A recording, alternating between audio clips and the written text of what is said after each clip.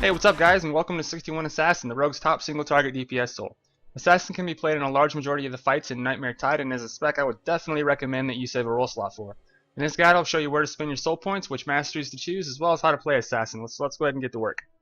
Looking at the soul tree breakdown, you'll see we do the full 61 points in Assassin. That's because your 61 point ability, Master of Poisons, is pretty important for DPS. It allows you to apply 3 weapon enchantments instead of just 2. If you've ever played Assassin before, you know that weapon enchantments make up a good deal of your DPS. Moving on to the secondary soul, we take 11 in Ranger. This is pretty standard. You take 5 in Eagle Eye for the 5% crit chance increase, and you take 5 in Wilderness Training for the 10% attack power and weapon damage increase. As the 11th point, you'll pick up Predatory Instincts, which gives you an attack power and weapon damage increase of 4%. Pretty strong for that 1 point there. Moving to the third soul, we take 4 in Nightblade. That gives you the 8% attack power and weapon damage increase. Moving to the Masteries, level 61, we take Soul Steel. This allows your Puncture, Jagged Strike, and Impale to put a stack of Hemophilia on the target. What this does is it increases your damage by 1.5% per stack, max 3 stacks, or a total of 4.5% increase. Level 62, we take Revitalize, increases incoming healing by 3%. Level 63, we take Boundless Energy, which gives your damaging abilities a 20% chance to restore 4 energy. Level 64, we take Time Focus for the DPS increase that it gives you. Alternatively, you can take Repetitive Strikes, however in my testing, Time Focus did perform better at my gear level. Level 65, we take Energy Manipulation for the DPS increase that it provides.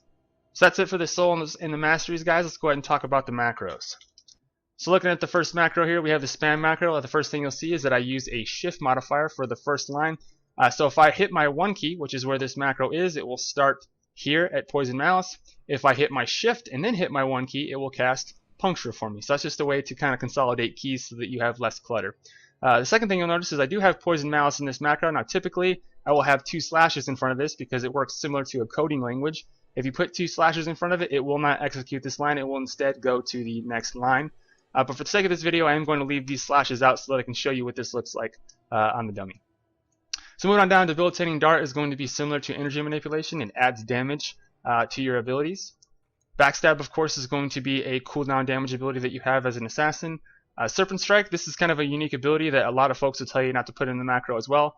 But for the sake of this video, I'm going to show you what it looks like in the macro because it does do 23,000 damage and it counts as a poison.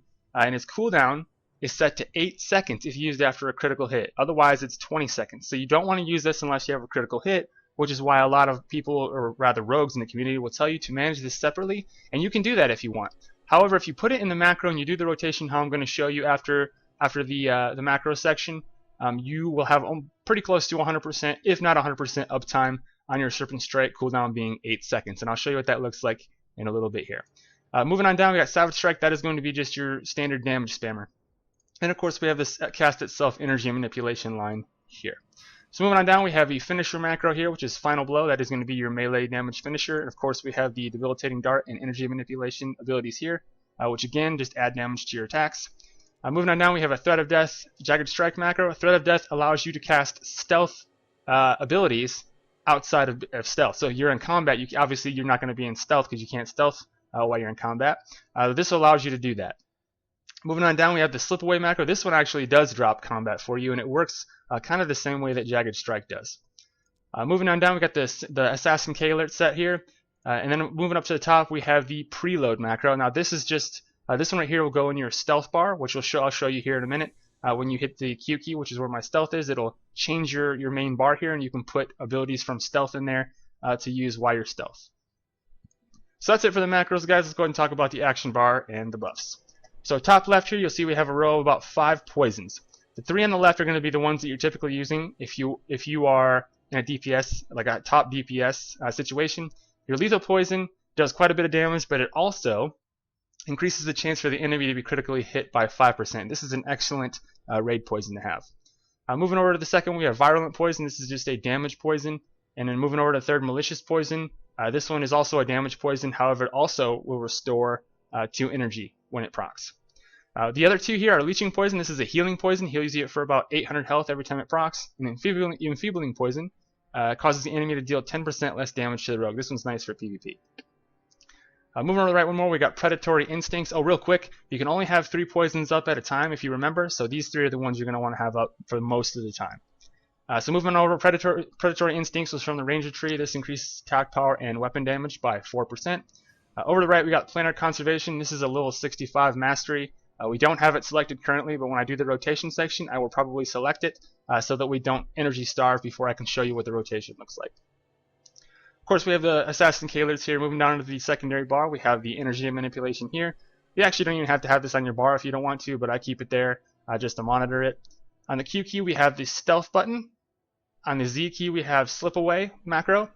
On the E key, we have Poison Malice, because remember, if you're in a raid environment and your team is not putting out flaring power in the support buffs right away, they're waiting 3 or 4 global cooldowns, which is pretty standard. You want to manage this separately. You want to line it up with your raid cooldowns. On the R key, we have Serpent Strike. If you want to manage it separately, this is where I would manage it from. However, if you do want to put it in your macro, you can do so without much of a DPS loss. Moving down to the main bar, we got the spam macro on 1. On 2, we have the final blow macro, which is your finisher. 3, we have the threat of death jagged strike macro. 4, we have impale, which is the damage over time ability. 5, we have quick shot. Now you typically won't ever use this. This is just here in case you get stuck outside of melee range and you can't go back in. You'll see it has a 30-meter range, but so does your leaping plunge, which is a gap closer. This guy right here will allow you to get back into melee, but if the boss has like some kind of radiating damage around him and you actually cannot get into melee, you can use quick shot as a filler. So moving over to the right, we got Enduring Brew. This is a 17,000 health heal and it restores 30 energy. Now typically when I use this, it's mostly for the energy that it gives you. Say your Bard or Chloromancer dies, you can use this to kind of help restore some energy until they can get back up and get living energy or fervor back up. 7, 8, 9 are all PvP style abilities. This one right here confuses nearby enemies for 6 seconds. This one is a 4-second stun, foul play. And Blinding Powder confuses for 10 seconds or until damaged. Moving over to the 0 key, if you've watched my guides before, you know the 0 key is on my middle click. It's mapped to my middle click. So if I middle click, I can use the gap closure to get back into combat really quickly. Minus key, of course, is on the double from Marksman, gives you a 50% movement speed increase for 5 seconds. And of course, break free is on the equals key, standard break free there. Now with Assassin, you also do get another bar, which is your stealth bar. In order to access that, you'll just hit your stealth button, and you'll see we get a whole new bar here. Now there's a lot of abilities on here. I don't ever use any of these except for 1 and 2 typically.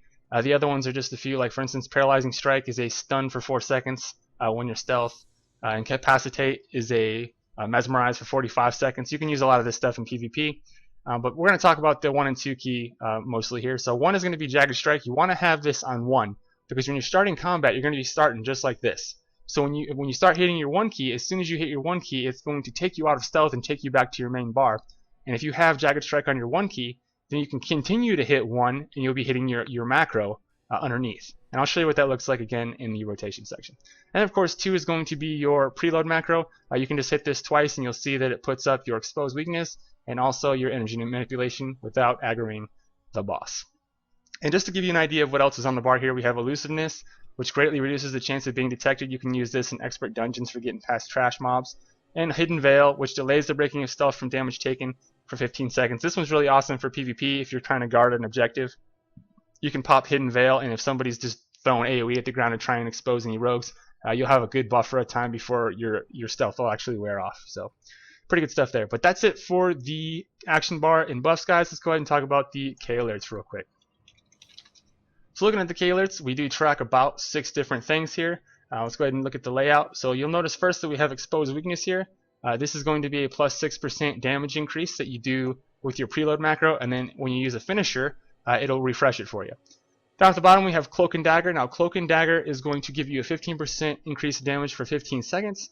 Cloak and Dagger you will get every time you use stealth or a stealth ability. So every time when you use an ability from stealth, you'll get Cloak and Dagger. When you use your slip away, you get Cloak and Dagger, and also when you use Threat of Death, you get Cloak and Dagger. Moving over to the left, we have the 3 damage over time abilities. We have Jagged Strike, which is your from stealth damage over time. We have Impale, which is this guy right here. And then we have Puncture, which is this guy right here. So that's all the abilities that we track, guys. Pretty important stuff there. One thing you want to make sure, of course, is that you have all this set up because Assassin loses quite a bit of DPS without tracking your abilities. So make sure you have something like this set up. So that's it for the K alerts, guys. Let's go ahead and talk about the rotation. As an assassin, the first thing you want to do is make sure that all 3 of your weapon buffs are applied. They do make up a substantial portion of your DPS, so just make sure you don't forget. Also, you want to make sure that you have predatory instincts applied. After that, the first thing you're going to do is you're going to hit stealth. and you're going to try and get as close to the boss as you can, because this is a melee spec, so you want to make sure you can get into melee combat as soon as possible. So now that we're stealthed up, the first thing you're going to do is hit your 2 key twice, once to preload Exposed Weakness and once to cast Energy Manipulation on yourself. However, for the sake of this video, we are running the Planar Conservation level 65 Mastery for the 5% ability cost reduction, but in a normal environment you would be running Energy Manipulation. Once you're preloaded and ready to go, as soon as the fight starts, you're going to start off by pressing your 1 key, which will be your Jagged Strike, at which point that'll take you out of your stealth. You'll hit your 1 key again twice to cast Serpent Strike, and then immediately after Backstab. That'll give you the 5 combo points. In order to finish, you're going to use your Impale, and then also you're going to hit Poison Malice. That is if your Flaring Power and all your support buffs are going on the 4th global cooldown, which is pretty typical. You can adjust this to fit your Flaring Power for your Archon though. After that, you're going to hit Shift 1 to hit Puncture, and then you're going to spam your 1 macro until you get to 5 combo points and use a finisher, refreshing your Impale, your Puncture, and also your Jagged Strike when you're able to. So once your Cloak and Dagger over here starts to get down to like 2 or 3 seconds, that is when you'll use your Threat of Death. So let's go ahead and see what this looks like. We'll go ahead and stealth up. We want to get behind our boss here, target him, and then we're going to start off by using our 1 key a bunch of times until we have 5 combo points, which is going to be Jagged Strike, Serpent Strike, Backstab, and then we're going to use Impale as our finisher. So let's go ahead and get started. So preload. Now we're going to go ahead and hit 1 a bunch of times, then 4, and then go ahead and hit Shift 1 to get our Puncture, and we're going to keep going here until we get to 5 combo points and finish. We got 5 seconds left or so on our Cloak and Dagger. We'll go ahead and finish and then get into that Jagged Strike and keep going. We got 4 seconds left on Impale. We should be able to get to 5 combo points and refresh it here real quick. Impale, Shift 1 for Puncture. You can see we're still doing about mid-60s or so. Not too bad. We're about to lose our Cloak and Dagger. Now this is the time where you would actually use your Slip Away, but we can't actually do that because it'll reset combat. So expect a DPS gain in actual content by using that. We're going to go ahead and refresh Impale a little early there. We're going to keep on going. Now we have our Jagged up, so we're going to go ahead and apply that. We got Cloak and Dagger again. Shift 1 to put Puncture on. So you see the majority of this is going to be spamming your 1 and 2 key with and also keeping up on your Puncture and your Impale, while also making sure that you use your from stealth abilities, Jagged Strike and Slip Away, or Slip Away and your Threat of Death rather, with Jagged Strike to get Jagged Strike back up and also give you your Cloak of Death buff. So pretty straightforward. You can see we're still doing about 58, about 110 into it. I could probably do a little better if I wasn't narrating, but it's still really good, especially for the gear level that I'm at currently. So, but that's it, guys. If you have any questions, as always, put them in the comment section. If you enjoyed this video, please don't forget to like and subscribe, and I will see you guys next time.